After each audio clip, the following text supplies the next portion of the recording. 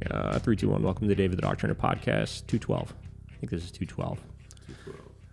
So, as we were just saying, we changed up the podcast studio a bit. We didn't know how you could still microphone up here. I wish you could enjoy and engage in the conversations. Yeah, I'm just getting this set up. So, changed up the podcast studio a bit, add some character. Got all the freaking dog books over here finally set up that have been just like sitting away in shelves. A couple posters, but I was struggling. I was like, it's not done yet. I just finished it this morning. But I was struggling with like how much personal fun shit do I put into the podcast versus, how much like, hey, this is a dog training podcast, so let's keep it about the dogs, right? Right. So I don't know exactly what the balance is yet. So couple dog pictures up here. Got this awesome Halloween photo of my dogs. We got all the dog books and dog training books that I have down here, obviously. Got my certificate of special congressional recognition, quick flex. Ooh. From the Forbes 30 under 30. Yeah. When I got that was pretty sweet. Had to throw in a Bayside poster, right? Got to have the Bayside poster. Got a Lord of the Rings poster over here, Return of the King. Yeah. One of the greatest movies of all time, obviously. And then, real proud of this one. This is my Disney pin collection. Pretty cool, obviously. And then we got the DT squared podcast LED that this guy right here got for me a couple years ago. Yeah. So let's talk some dogs. Leave some comments. I don't know. Ask some questions. So I was talking. So I was doing a lesson with this dog the other day, and I don't really think we formally talked about him before. It's this dog Ollie I've been working with, and crazy aggressive, like top 5 aggressive dogs we've had in the last like couple years, probably, I would say, right? Like real nasty dog, right? And we've had a tough time with this dog because like I started doing some one-on-ones with him. We felt like we were maybe making a little bit of progress. Then like all that progress felt like it was getting derailed. We just like every session was like Groundhog Day where he would just like try to attack me for the first half of the session. And then we would kind of end on some success. But then the next time it would just be like almost worse, right? So we basically totally changed approach with him. We did, I think, 3 or 4 sessions with him. And we just said, you know what? This isn't working. Let's adapt, right? Let's try to figure out what we can do to improve on this and to make this go slightly better. Mm-hmm.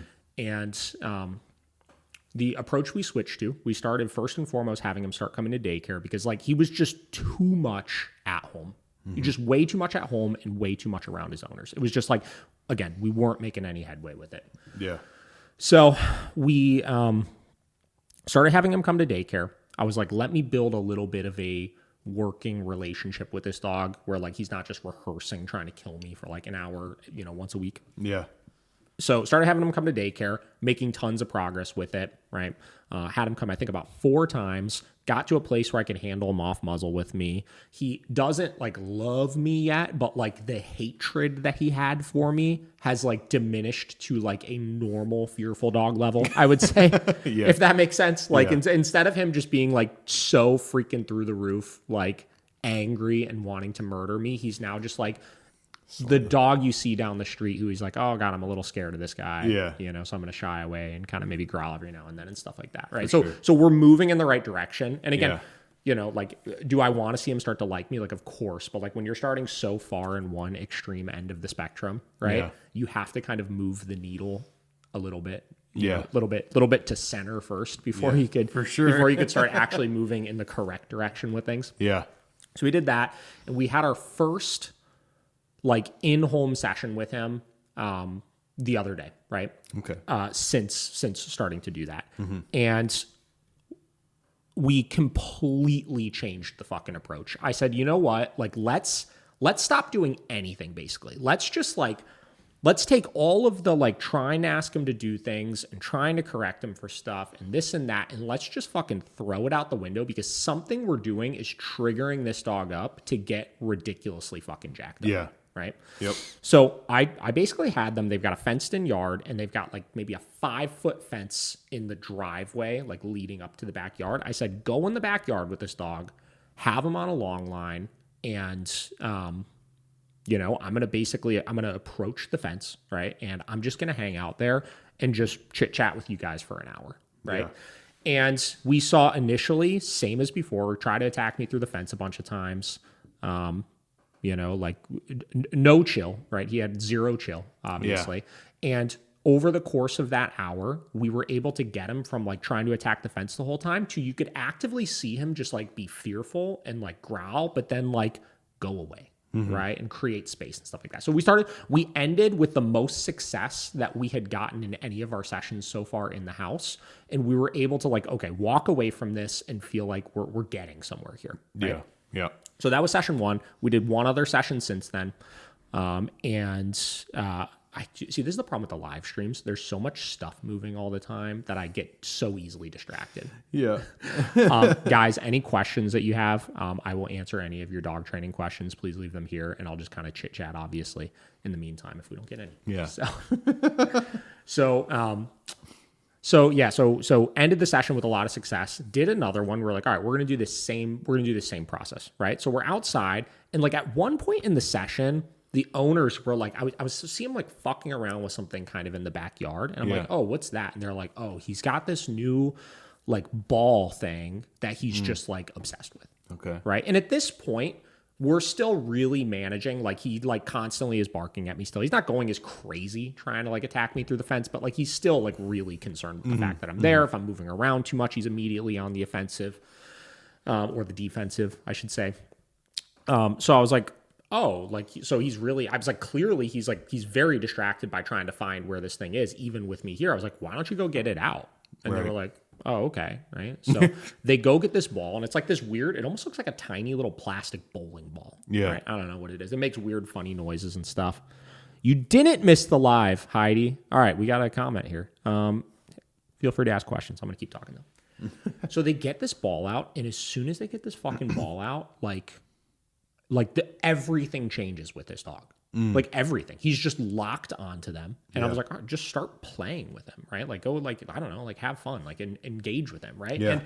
And it's interesting because as soon as I said that, like their default was to like go into like dog trainer mode again, where they were like, they would make him do like 10 commands, right? And then like throw the ball for him and then get it back. I was like, fuck all that. I was like, just play with him, right? Just like go throw the ball and like have a good time. And they did that for like 10 minutes. And I will tell you, I was like, okay, we are now going to see if I can distract him enough to elicit a reaction while you guys are engaging with him. So I'm like on the other side of the fence, like doing fucking jumping jacks and screaming and like pounding on the fence and like doing everything that in the past would have got him like so worked up. Yeah. We couldn't get him to disengage from playing that game literally at all. Right? That's awesome. So then I was like, all right, now bring the ball thing over to me and hand it to me over to the fence. They did that. They gave it to me. And then I start playing with him, and he's engaging with me with this game, right? Yeah. And it's like the absolute flip in his just state of mind of like, oh my God, this person is like Satan reincarnated in my house and I have to kill him because that's just what I need to do, to like, oh, you have my favorite toy. Let's just kind of play this game, was like mind-boggling. Now, did we fix the problem? Absolutely fucking not. Yeah. Absolutely fucking not. But like, I say this because like, this has been a case that I'm like doing sessions with these people now, like comped. We already did the sessions that they purchased. We thought this was going to be an easy, like go in 4 or 5 session kind of situation. Was not the case. But like, I'm needing to like flex my dog trainer muscles a little bit and like think through and problem solve like some of these ideas. Like this reset that we hit where we're like changing course has been like, it's crazy in 2 sessions, the amount of progress that we've seen so far with it. Right. Yeah. And this goes to like something we talked about in the last podcast episode, which is like something that I'm really focusing on a lot. And we've posted a couple videos of this recently with us working with other dogs, is like focusing on like with socialization related things, historically in the past, I've always looked at socialization, right? With dogs, with people, as we get to a stable place with it, right? Where we have the dog relatively neutral and in in a position to start moving in the correct direction with things, then we hand the reins off to the owner and then we let them continue that process because it is a time game, right? Yep. What I'm starting to focus on and care more about is with a lot of these like anxiety cases or aggression cases or things like that, is helping the dog to work through developing a really, really strong relationship with one or two new people before I give them the reins with things. Because I think then the compounding effect you see with the generalization process of that, like meaning, dogs don't generalize well, right? So they may develop a really good relationship with one person, but that doesn't mean that they see all new people as not a threat. Yeah. And then when you do the second person, it's like they still don't see all people as a threat, but they're starting to see like, oh, it's multiple. And then you do a third one, and it's like it just compounds, and like the exponential growth or stretching of the dog's mindset of just being like, oh, maybe all people aren't that bad is like crazy once you hit that point. Right. And there's a couple of cases, like I said, I've been working with. Another one is this dog, Jake, that we posted a couple reels of in the last few days, this black dog that tried to attack me in the drop off of the lesson. And you see in the video, like he's just like off leash tearing around, having the absolute time of his life. I'm focused more on helping the owners to get to that place before I give them the reins with things. Right. Yeah. That's something I've been focusing a lot on. And this Ollie case, like we intentionally have not posted anything of him yet for two reasons. One, they had worked with a trainer before that they still utilize for daycare and boarding. And they don't want to like ruin that relationship, obviously. So like we're trying to find a way to like post content without having it be like, hey, shitting on the other person. Yeah. Right. Yeah. And two, because like I am not confident in where we're at yet with it. Right? Like me posting these sessions that we've done so far when I really am in this like experimental state of mind. I don't know. You know what I mean? Like if we had posted the first 3 sessions we did, which we filmed all of them, but we didn't post them, like they would be so irrelevant to what we're doing now. Cause we took everything we did those first few sessions and we literally just threw it out the fucking window. Yeah. Literally. We said, this didn't work. Like literally trash it. Trash all of it. This did not work. Okay. What we just tried to do. Yeah. Right. So it's like having those videos up, though they would have been like juicy and exciting. Cause again, the dog's trying to fucking kill me in it. Like it would have been like nothing. There would have been no takeaways from any of it aside from just pure entertainment of watching David, the dog trainer, get beat up by a dog. Yeah. Right. Okay. Yeah. So we got some comments and stuff here. Are you on the YouTube too, Jeff? Yeah, I'm on both. Yeah. All right. Start hitting me with some stuff. Okay. Heidi has a little bit here. She said, did y'all discuss the topic of puppy training while having an older dog in the home? My older GSD gets jealous and anxious if I go outside to work with my puppy. If we're inside, she has to butt in, distract the puppy. I mean, she does this, she does the commands too, but for example, if I say break while working on place, my older one will run up to the pup. I'm constantly sending her to place, but I can't correct her because she is actually following my commands. Just meant for the puppy. LOL. Okay, so I think maybe I could be wrong about this. This was a comment that this individual left on our last podcast episode when we were going to be doing the Michael Ellis podcast. Just quick update on that situation, guys. We are still going to do that episode. Michael emailed me the morning that we were supposed to do the episode and said he had a family emergency. He needed to cancel it. And unfortunately, we weren't able to reschedule it in the next week before he left for Australia and New Zealand for some seminars that he's doing. Yeah. So that podcast is getting moved to mid-October. I get it. Frustrating. I feel like we made a big deal out of like, oh, we're doing this fucking next week. I have my whole thing set up for it, right? We were so stoked. We were so stoked. I'm still very stoked. It will still happen. Yeah. I'm still in communications about getting that moved to mid-October. Yeah. But just so you guys know, that is not going to be the next podcast you're going to see. Sorry to let everybody down. Yes. Anyway. Okay, but I will discuss this topic. So I just want to reread this one more time here. So, puppy training while having an older dog in the home. Your older dog gets jealous and anxious if I go outside to work with my puppy. If we're inside, she has to butt in and distract the puppy. She does the commands too, but for example, if I say break while working on place, my older one will run to the pup. So you're constantly sending her to place, but you can't correct her because she is actually following my commands just meant for the puppy. Okay. There's 2 ways I look at situations like this, right? So way number 1 is like a lot of times in the early teaching stages of puppy training,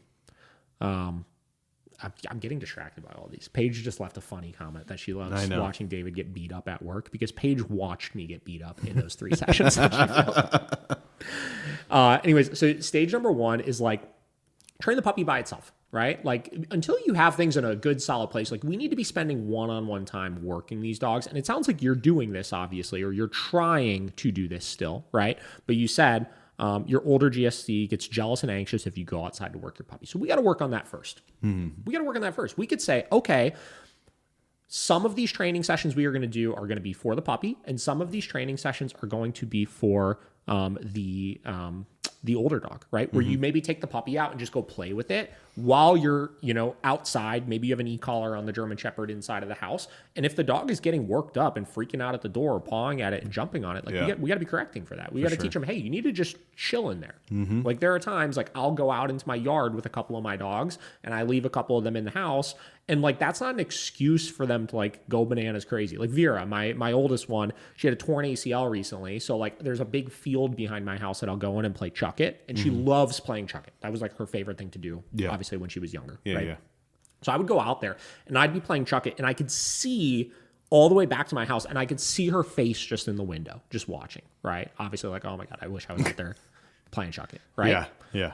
But if what was happening was she would do that, but then she would get herself all worked up and start like freaking out or like spinning around anxiously or things like that, like I would have been correcting that. Like that's an unhealthy state of mind we need to snap the dog out of, right? So that's thing number 1 that allows you to be able to train the puppy by itself without the older dog out while making sure you're teaching the older dog. There are times you need to just like do your own thing and not be like so concerned that you're separated away from us. Right. Then you could focus on training your puppy, right? And doing all the individual commands and stuff like that. From there, when you start training them together with each other, there are a couple ways you could handle this, right? I do think it is an important skill to train some of your dogs that if you're working with one of the dogs, that dog should be able to practice some impulse control in the corner, right? So maybe I'll do an entire session where I do have one of my dogs in a place command in the corner, right? Practicing impulse control while I'm doing something with the puppy. And I, again, correct them if they break it and put them back over there. And I work on that. And you need to just figure out like, how do I, do I have the communication established to create that accountability there, right? But a lot of times my end goal when I have multiple dogs, and this is how I treat all 4 of my dogs, is I treat them as a unit for most things, right? I put them in a position where when I am asking for downs, when I am asking for come commands, when I am asking for leash walking, I want them responding as a unit to those things. So I will work sending them both to place together. I will work putting them both into downs together, right? And from there, as I do these things, you have you have isolate the dog physically and work the puppy by itself and make sure that's not a problem. You have the one dog hold place while working the other, make sure that's not a problem. Then you have work them together as a unit. As I'm working through those 3 stages with things, I just have to determine where are the holes. When I do each one of those things, where do I start having issues, right? What can I not control in these situations? And then I come up with a training plan for that. I mean, it really is as simple as that. Then I come up with a training plan for that where I can put myself in a position to then address those things, right? So that's how I look at this situation. But everything needs to be done individually first, because the problem is if individually you don't have the ability to keep your older dog under control or keep the younger dog under control, right? You're going to be shit out of luck when you go to put them together with each other. So this might be highlighting that there are just problems with the older dog that need to be worked on here. True. Then we have D-Train over here. Thoughts on vet behaviorists and your experience with them? Generally not a fan. Right. I mean, I think generally vet behaviorists, I'm sure there's good ones out there, right? And I'm sure I don't know. I'm not even sure that there are some circumstances where they're going to be super helpful.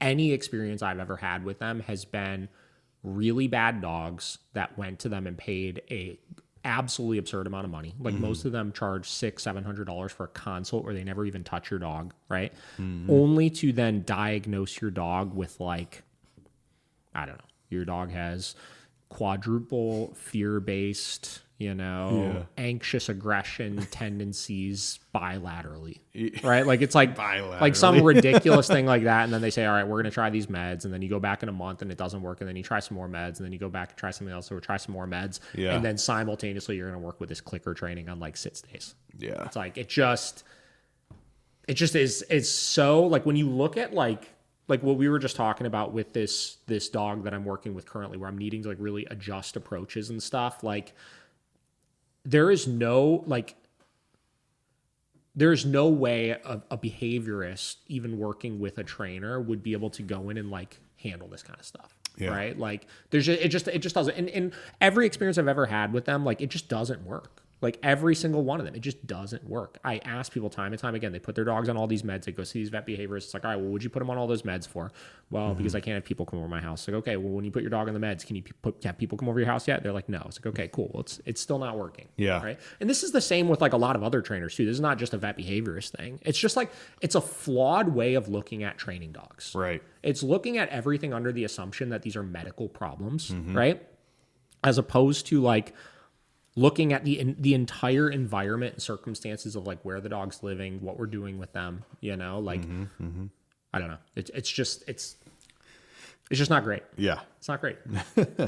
I think people are realizing that too. Yeah. Like I'm not having people come and say they worked with vet behaviorists that much anymore.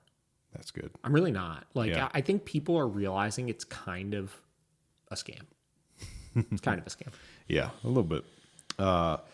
Let's hop over to Instagram real quick. BK's Pause and Play asked, working with a puppy with low food drive, clients want to train recall with no e-collar. Do you have suggestions where to start? Yes, I start with, prior to signing up my clients, making sure that they understand that I will determine what is best for their dog, not them.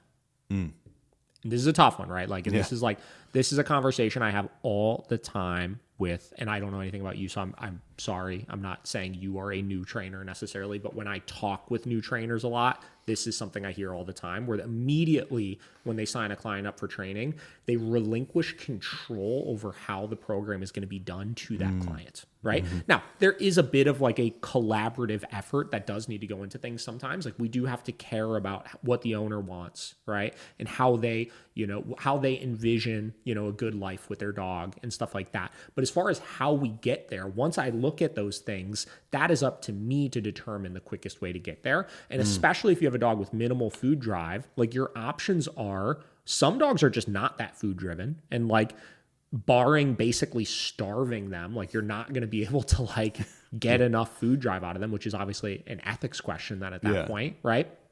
It's and for other ones, like there are just like tons of dogs that are like ridiculously overweight and the owners are delusional to that, and there's no way that you can it's like you start battling these like, man, like, okay, well, I'm gonna have to tell you to do this if we want to lean into the food drive, but they don't want to do that either.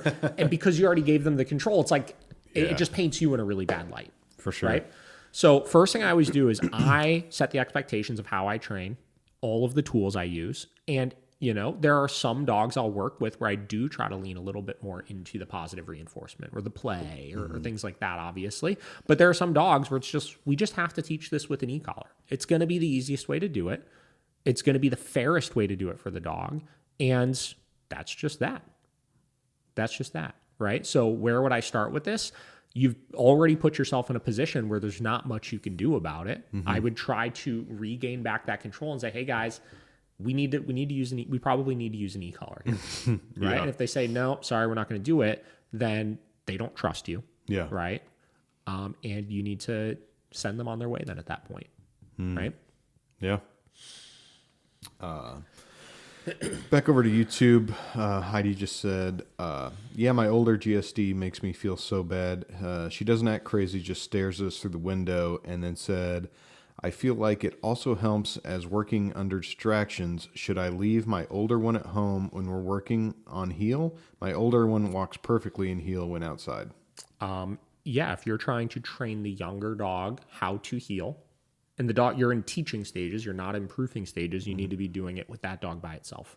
It is so complicated and messy trying to train things from the ground up with multiple dogs out all at once. It's just too hard to split your attention amongst all of them. It's too hard to put yourself in any position where you can make some progress with it. You just need to, you need to do it individually first. So again, reiterating those 3 stages when you're working on training your new dogs, right? Stage 1 is focus on everything individually until everything is really good, right?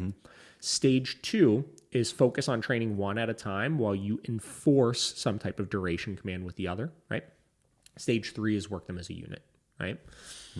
So you just got to determine, again, where are you in those stages with things. She said, okay, thank you. Sure thing. And that's we're up to date right now. We're up to date. Yep. Man, guys, ask me some questions. Yeah. Get this man some questions. Give me some questions. Trying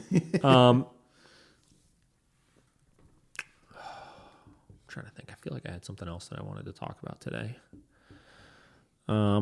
Yeah, the situation like with this aggressive dog was wild the other day. Like the fact that like it really was like initially that breakthrough was as simple as just like kind of playing a game with him. Like sometimes as like I had this conversation with the owner when I was there. I was like, we're breaking a lot of balanced dog trainer rules right now, which is like, oh no, Heidi, keep asking questions. I don't care. Yeah, go for ahead. it.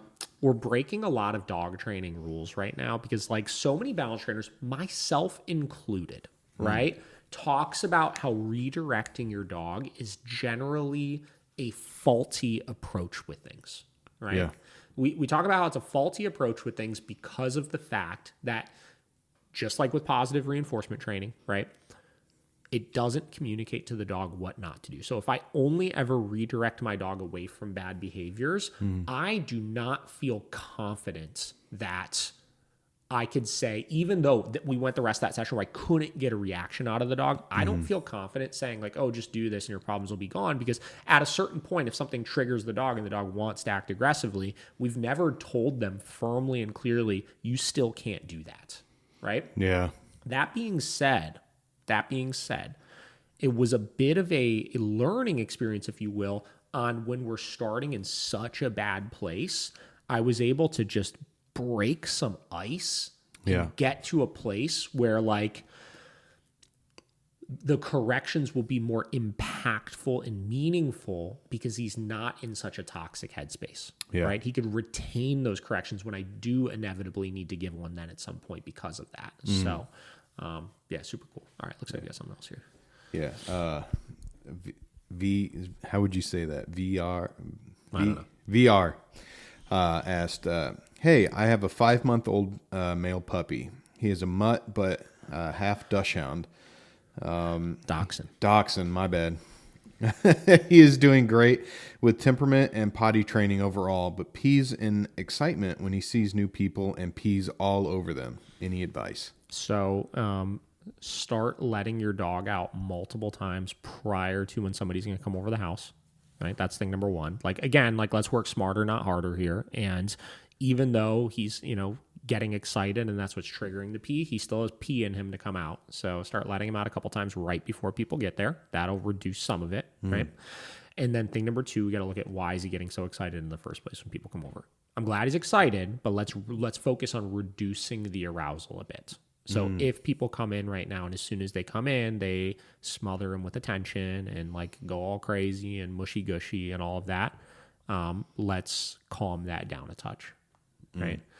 And that'll put you in a position where, less pee in him to do it, right? And we calm the excitement down and life's good. We had, there's this dog, one of the pot cakes we recently worked with, Hart, had a big problem with this. She would get so fucking jacked up and she would just pee, right?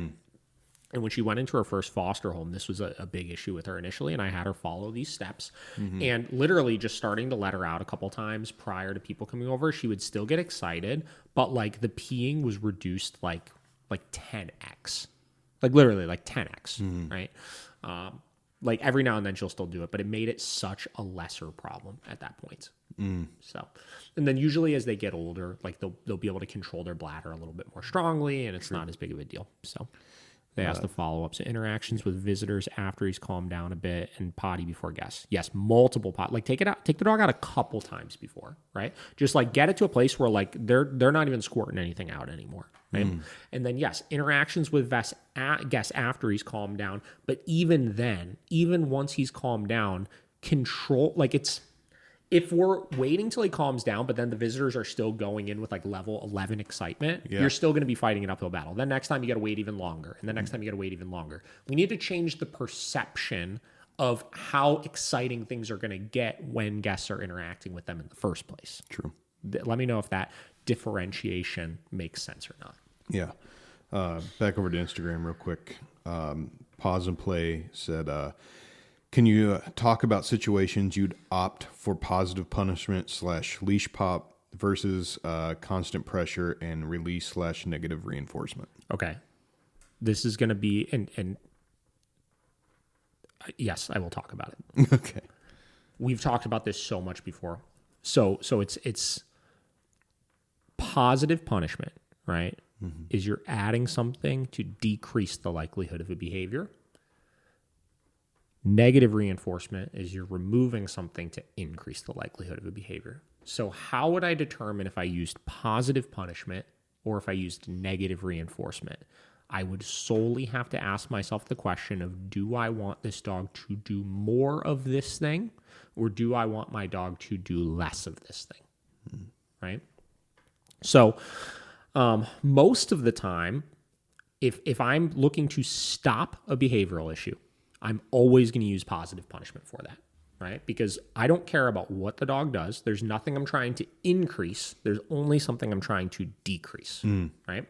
With obedience training, I will flip between using negative reinforcement and positive punishment, but a clear differentiation to make that I don't think that we even talk about enough sometimes is if I'm using positive punishment, usually I'm not punishing for not doing the behavior directly. I'm usually punishing for the dog just like fucking around, being distracted and not focusing on me to then listen to the behavior. Yeah. Right?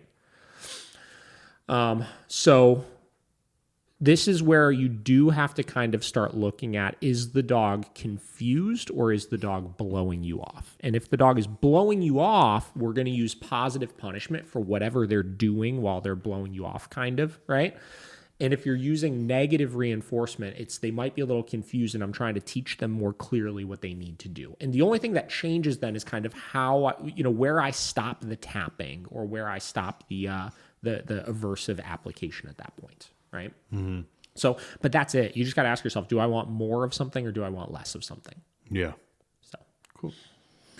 All right. Back over to YouTube. D-Train.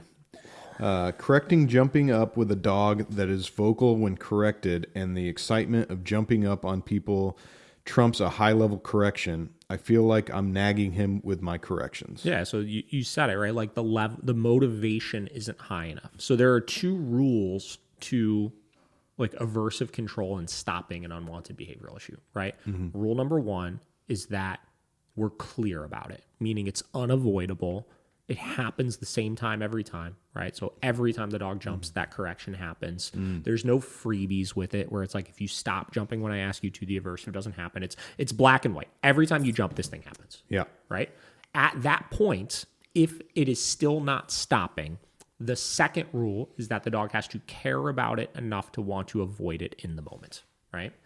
So I know you said trumps a high level correction. First and foremost, I would ask you, is it happening every single time the dog jumps, right?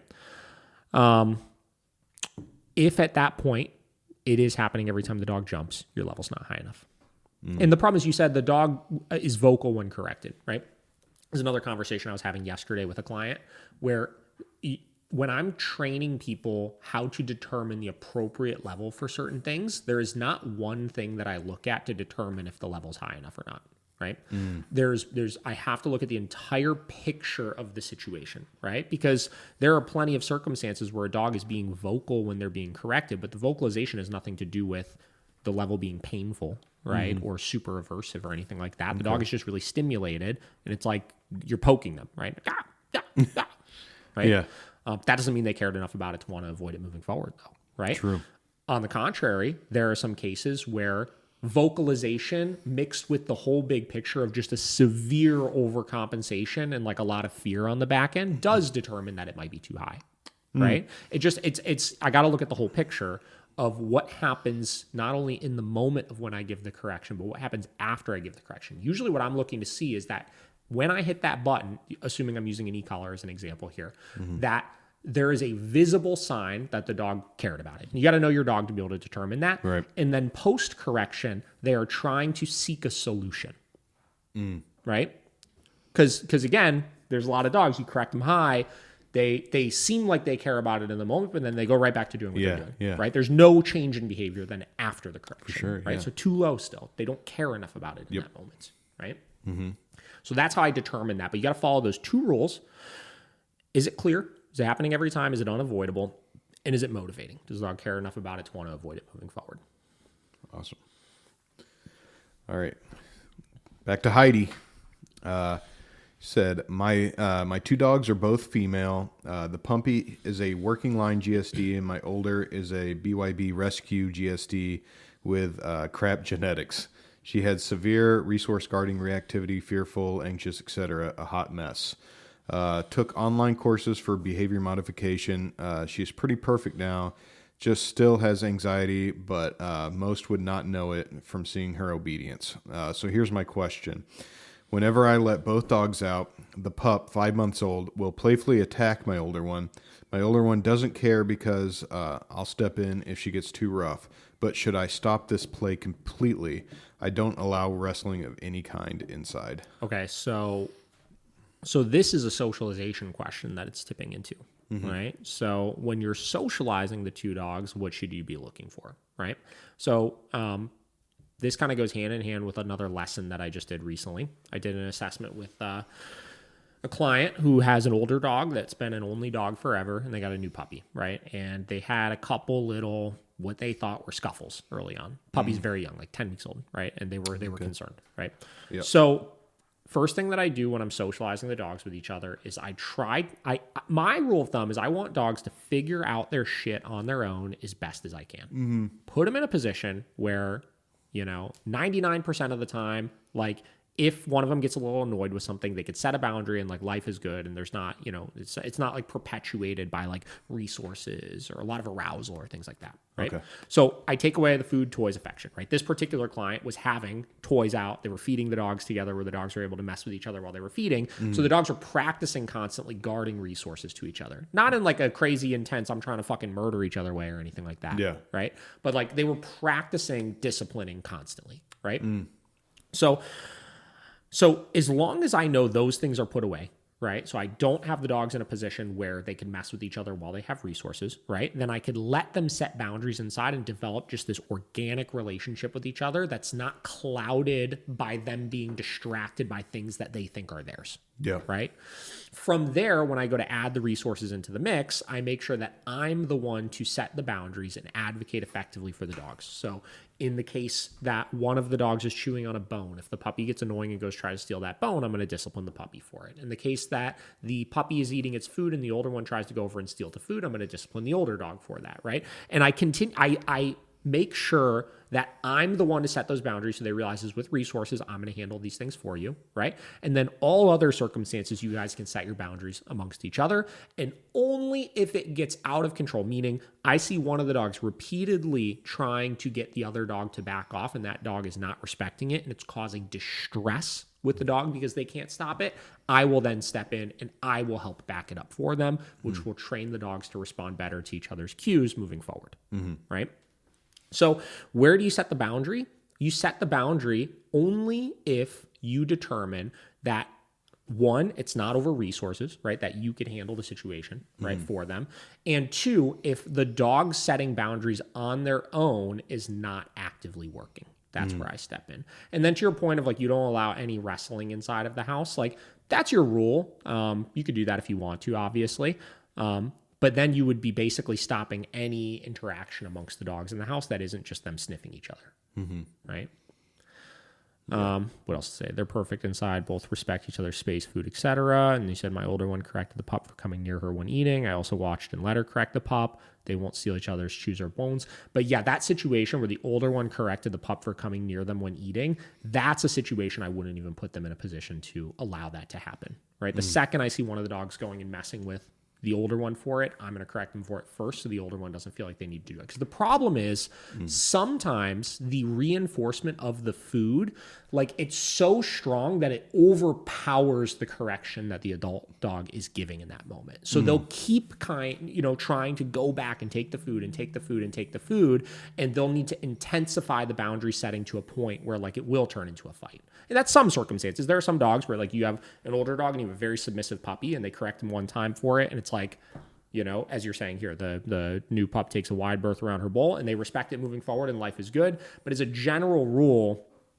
like there's going to be that constant draw of wanting to go back and see like, can I push back on this boundary? Right? Yeah. Because I want to try to get that food. And then the only way that it will stop is if the older dog then intensifies the corrections, which again, just is like, it's tough. It's not, you could run into like a little bit of dicey ground with that. Yeah. I think there's something else on Instagram. No, that's the one you already answered. Oh, yeah. D-Train, worst bite I've ever gotten. This one right here on my hand. I don't know if you could see it or not. You see that scar right there? Looks kind of small here. It's like maybe 1.5 inches across. I was working with this German Shepherd Malinois. This was totally my fault. This was like a couple years, 3 years ago, 4 years ago, something like that. The dog came in for aggression issues, right? But like, I was like, this was like, I don't know. I was just like, I was not thinking, right? And I was just like, the dog seemed fine. I handled the dog on muzzle first session. The dog seemed fine. I was just like, this is a typical, like, if you really try to hammer this dog, it'll kind of redirect on you kind of situation. So like I've worked with Malinois before. I don't need to worry about that, right? Yeah. And I'm sitting there and I'm like working on teaching a bed stay to this dog with leash pressure. And I think I first started the e-collar and I tapped it on like a 3 or something. Like it was crazy. And this dog just immediately jumped up and fucking grabbed my hand. And I just zipped my hand away and had to like, hold him up to kind of keep him away from me at that point. And looked down and that was split open pretty good. So, it's a rough one. Yeah. It was like the first 10 minutes of the session. I did wind up literally finishing the whole session. I just grabbed a towel and like wrapped my whole hand up with a towel and then just had the owner do the rest. And I'm just like walking him through what to do. And then I remember I got off and my wife's a nurse. So I took a picture of it and sent it to her. And, I was like, I don't need to go to the hospital for this, do I? And she's like, yes, you need to come here. You need to come here right now. Yeah. So I went there. They flushed it up, cleaned it up because it's on like this like bendy wrist, right? Yeah, the wrists worst. are kind of bendy. They couldn't stitch it or anything because there's too much motion, right? So they just wrapped it up real good, clean it every day, stuff like that. So that was the worst one. Knock on wood. Yeah. I really haven't. I mean, I've had a couple little scratches and scrapes and stuff, or tiny little nothing bite, like breaking up a dog fight or something. But like because I have clients ask me this question a lot. I tell clients all the time, like, I really fucking don't want to get bit. Right. Right. Like, no. I mean, like, I like over the top, like just take a couple fucking, and this is good advice to like new trainers, take a couple fucking steps back before you do anything, right? Just don't get into a mindless zone. Take a couple steps back, breathe, and just think like, am I doing something that's going to put the dog in a vulnerable position and put myself in a vulnerable position where I'm going to possibly get bit in this situation? Right. So that's it. Okay. LDEC19 said, saw your videos about the dog guarding its owner. What other advice did you give the owner other than corrections during socials? Okay, so this is really cool. So corrections during social was such a little part of helping that dog get past the issue. And I actually don't like that my phone is on Instagram Live right now because I have videos this owner has sent me since then, right? Of her having the dog like literally like playing with other dogs now, right? Yeah.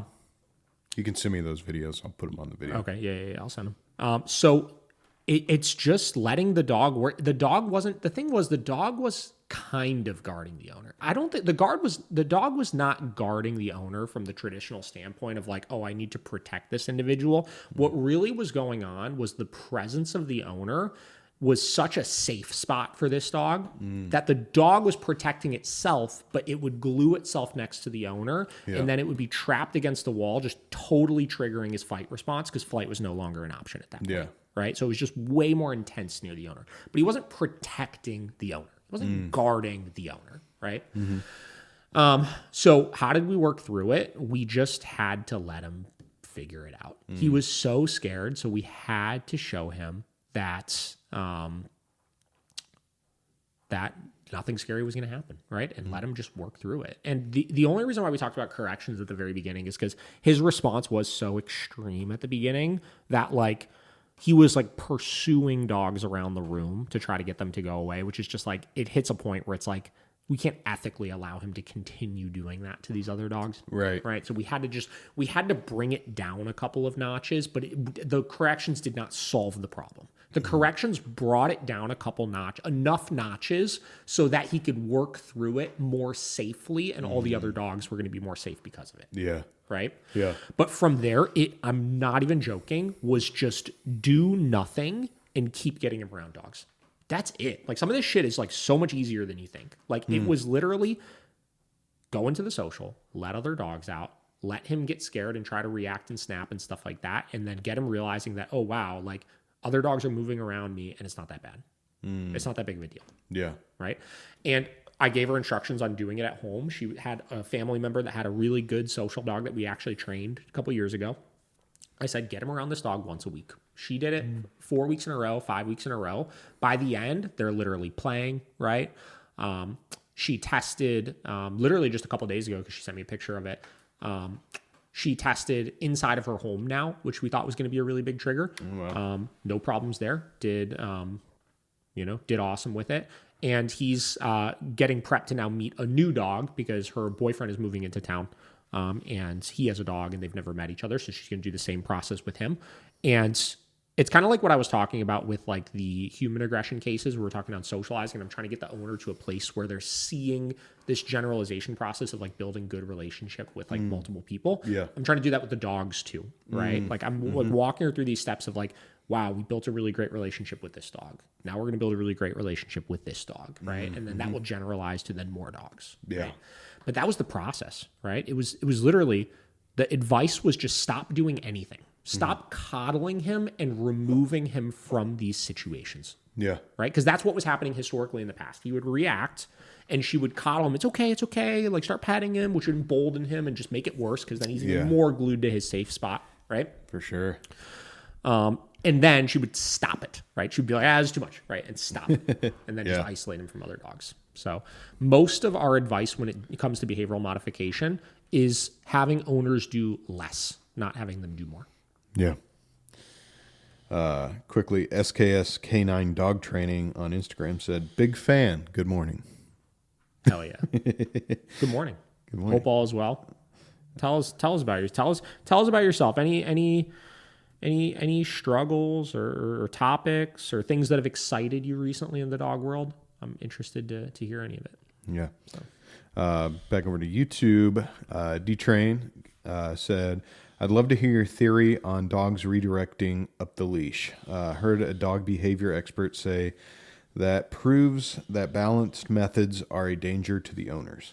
Well, you heard it from a dog behavior expert, right? So take it with a grain of salt. Yeah. Here's the thing, right? Like dogs that redirect on owners for more than just getting corrected. And I think that's something that we forget is that I have a client I'm working with right now that like if the dog is like barking at something out the window and she kind of just taps him like, hey, right? He'll turn and redirect on her, right? I've got clients that, if they're reacting at another dog and the dog is on a flat collar or a harness and they try to just pull the dog away from that, they will redirect on the owner. They will come up the line, right? Now, will it get perpetuated sometimes if you're ineffectively correcting? Like, of course, because if you're ineffectively trying to punish a really aroused behavior, right?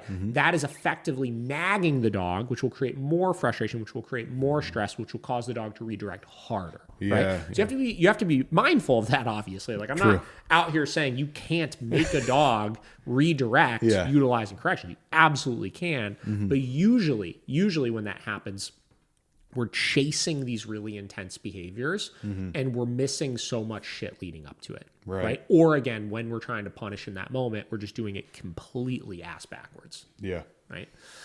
We did a podcast episode that was called Balanced Dog Training Made My Dog Worse, or something along those lines. And it was such a good episode because it was somebody on YouTube had commented and said, "Oh, I worked with a balanced dog trainer and it made my dog worse." Right. And it was kind of like a snarky comment. And it was like, corrections didn't work and this and that. And I did a whole episode like what do they call it? Straw manning that argument or do they call it steel manning the argument that balanced dog training made my dog worse? Yeah. Right. Where I would pitched all of the fucking ways that it actually will do so and why it may seem like it made your dog worse, right? But then I strawmanned it also, obviously, and all of those points, if you really look at what's going on when it's happening, all come from doing shit wrong, right? Yeah. So, I mean, everything done incorrectly can pose big risks, right? Yep. Positive reinforcement training done incorrectly poses big risks, right? And will make your dog worse. So. Heidi gives us another one. How much exposure / socialization do you recommend? How long at a time? How many times a week? She said, I've been going to Home Depot, outside of dog parks, etc., about 3 to 4 times a week. No meeting dogs, just looking. Maybe for about an hour at a time, and only allow 1 to 2 people pet her. Okay, so it's about quality, not quantity. So you don't actually need to be doing socialization all the time, but when you do it, you need to make sure you're doing it right. And I always, with new dogs, separate my socialization into 3 camps, right? I do dog socialization, I do human socialization, and I do environmental socialization. And in the early stages of things, I do not blend any of those. Meaning, if I'm going to Home Depot, right, I am going there for environmental socialization, not for human socialization or dog socialization. So I don't let anybody mess with them. I want to go into new environments and get my dog realizing that they could just focus on me and not worry about what's going on around them. Right? If I'm going to do human socialization, I'm going to do it in an environment that I've already achieved neutrality in. It's not a new environment, so my dog can focus solely on interacting with the dogs, right? If I'm going to do dog socialization, I'm going to do it in a situation where I'm in a neutral environment around neutral people that they already know, that they've already socialized with, so they could just focus on meeting the new dog. Right? So I look at it exactly like that. And then when I do it, I make sure I follow all my rules of socialization, which are environmental socialization. Nothing's interacting with them. They're just focusing on me. Human socialization, I let them interact, but there's no other dogs out, right? I'm generally not having resources out still, right? And I'm just kind of making sure I'm training some boundaries of addressing jumping still if they're doing it, or mouthing or things like that. And then when I'm doing dog socialization, I'm making sure that there's no resources out for them to compete over, food, toys, and then affection from the humans, obviously. Yeah. Awesome. SKS Canine Dog Training gave us something. Said, what's your thoughts about managing reactivity or aggression with obedience? I can see many use that technique or approach instead of teaching the dogs to make the right choices and, of course, guiding that. Also said, sorry, driving right now. This is actually a great topic. This is a really, really good topic. And I'm trying to think where I want to start with it. Okay, so reactivity, assuming we're discussing reactivity, not aggression, meaning the dog is just jacked up on the walk to see people.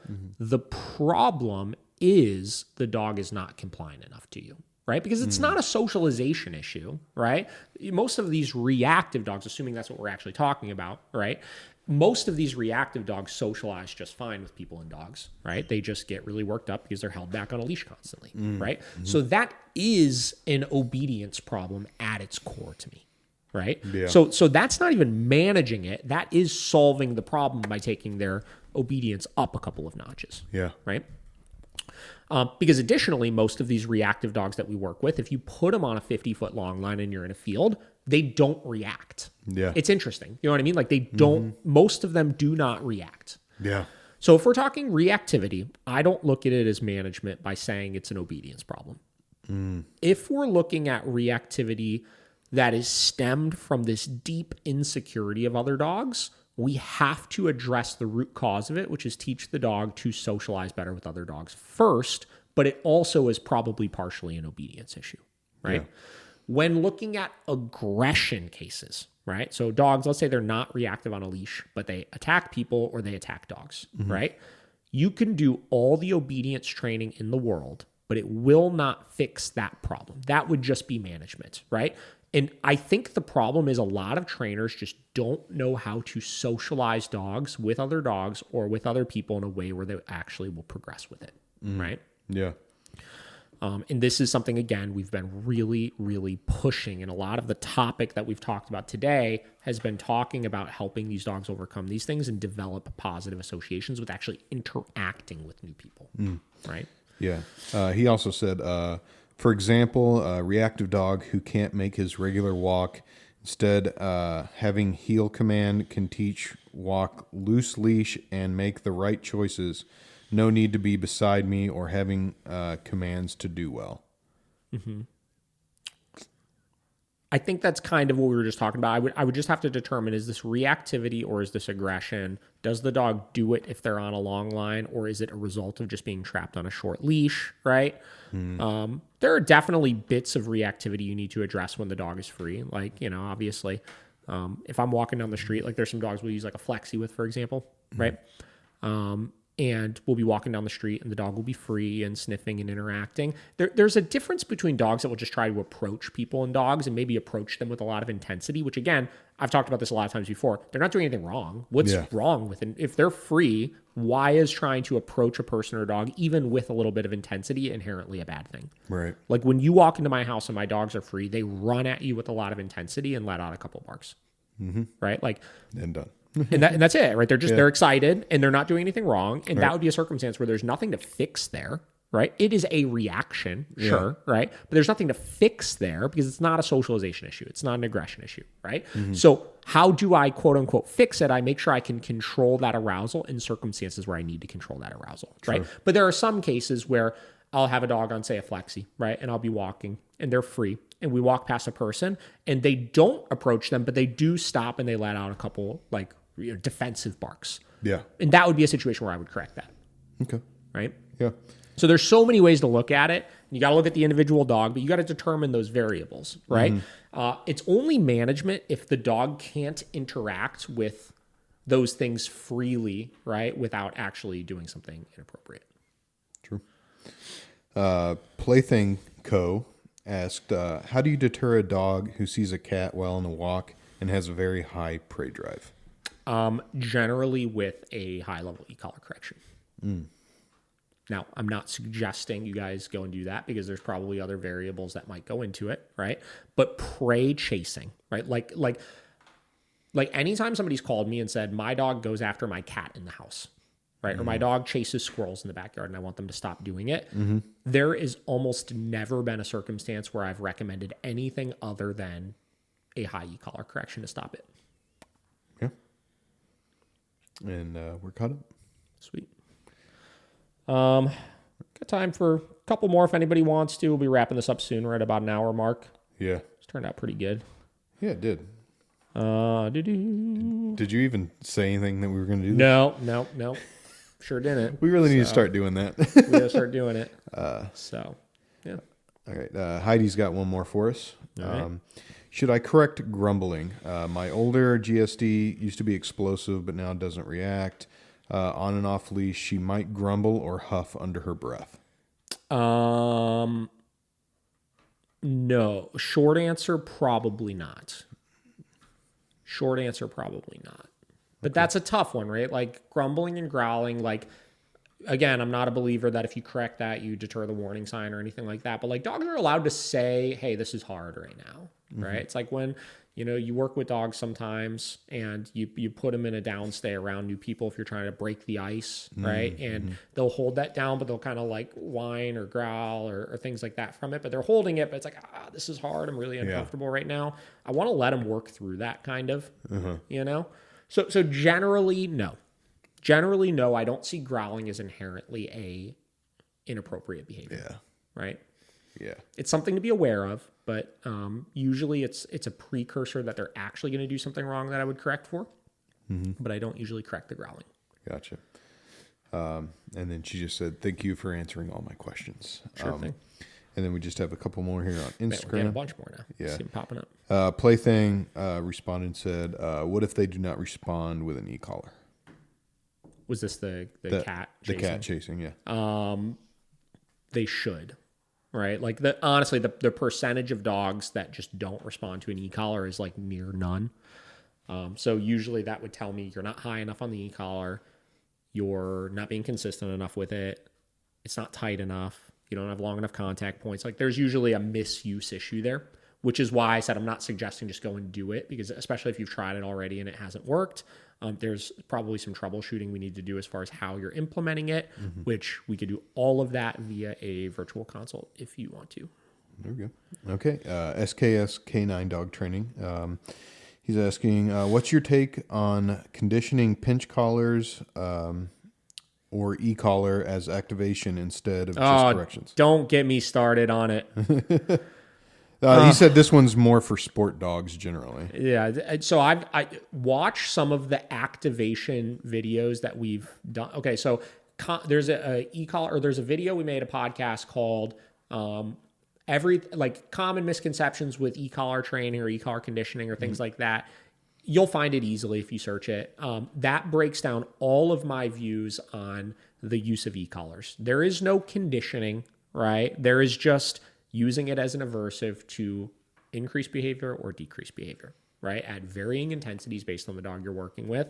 The whole concept of activation, we did an entire debate with, I don't know if you want to call it a debate, an episode with Kiba Canines, who is a Bart Ballone gold multiplicator, right? So he's a very knowledgeable person in the knee po camp, who is like the big activation camp of dog training. And I'll tell you, it didn't feel like there was much of an argument for it. It didn't feel like it's really what they're saying it is. Yeah. Okay. Shannon Conley, kind of in the same realm of the things we've been talking about. How do I get my dog to not attack my cat or other dogs for drinking or eating their own / his food or water or food? Wait, say it one more time. How do I get my cat to not attack? How do I get my dog to not attack my cat or other dogs for drinking or eating their own food or his water and food? Multiple things. One, teach your dog to just leave your cat alone. So start punishing your dog for messing with your cat at all. Forget around food or water, right? That's thing one.